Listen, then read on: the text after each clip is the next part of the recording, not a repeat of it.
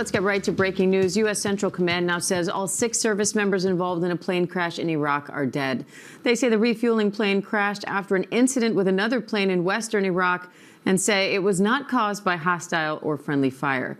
Meanwhile, officials say more than 800,000 people have been displaced in Lebanon as Israel expands its offensive there. Let's bring in ABC's Matt Rivers in Beirut, senior Pentagon reporter Louis Martinez, and senior White House correspondent Selena Wang for more. Louis, what's the latest on this plane crash in Iraq? All 6 individuals who were aboard that Air Force KC-135 mid-air refueling tanker are now confirmed to be deceased. Earlier today, we had gotten word that 4 of the 6 were now confirmed to be deceased, but now all who are aboard. Typically, the crew of a KC-135 is about 3 individuals, 2 pilots, as well as the boom operator who handles that long boom that connects to another plane to refuel it. Sometimes you have additional crew members, depending on the mission. Potentially, if this was a long-duration flight, there might be a switchover of crews, and that's why there's double the number of individuals aboard this aircraft. Now, what we do know is that there was another KC-135 that was traveling with this one that went down in over western Iraq yesterday, and that refueler was able to land safely. Now, questions are being raised about what exactly may have happened because, again, U.S. Central Command says, and they're stressing emphatically that there was no hostile fire and no friendly fire. But sometimes for an aircraft of this size to go down, maybe there was some kind of a collision involved. And so that's one of the things that we keep asking, trying to find out whether that was the cause of this plane going down. Was there something mechanical? Was there something else? But either way, what we do know now is that all 6 aboard have now been confirmed, and that brings the number of U.S. service members who have now been killed and since the start of Operation Epic Fury is now 13. Matt, 1 in 7 people in Lebanon have been displaced by Israel's offensive there. What's it like in Beirut right now?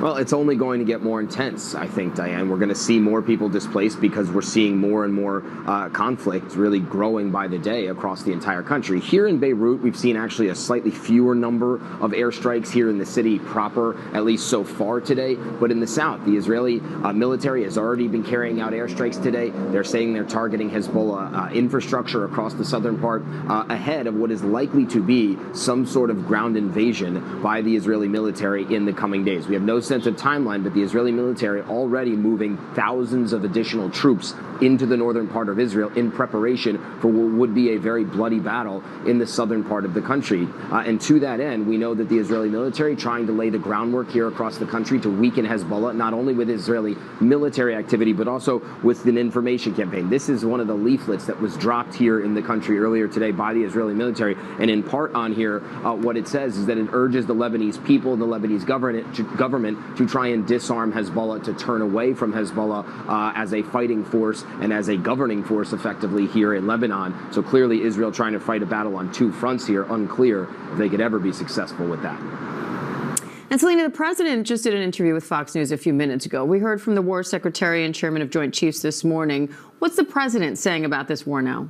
Yeah, that was a lengthy interview. It was taped on Thursday night, but it aired on Fox just moments ago. And the president provided no further clarity on how long this war is going to last for or what success looks like. But the president continued to boast about what he sees as a military success of Operation Epic Fury. The president saying that he's currently being, quote, nice to Iran amid this ongoing war. He also called this a, quote, little excursion, as saying that this war would be over when he feels it. And when the president was pressed again about when the war would end, the president said, quote, when I feel it. He mentioned about feeling it in his bones. Now, this is amid all of the fluctuations of the energy markets, as Americans have seen gas prices now going up every day for almost 2 straight weeks. But the president downplaying the economic impact of this war, as he continued to do during that Fox News interview. But behind the scenes, the Trump administration is scrambling to try and ease the pressure. The Treasury Secretary says the U.S. will temporarily lift sanctions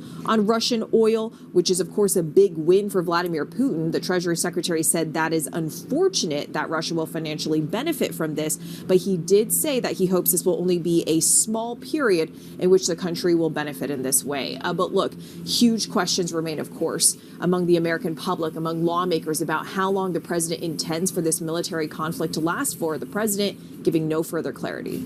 All right, Louis Martinez, Matt Rivers, Selena Wang, thank you all.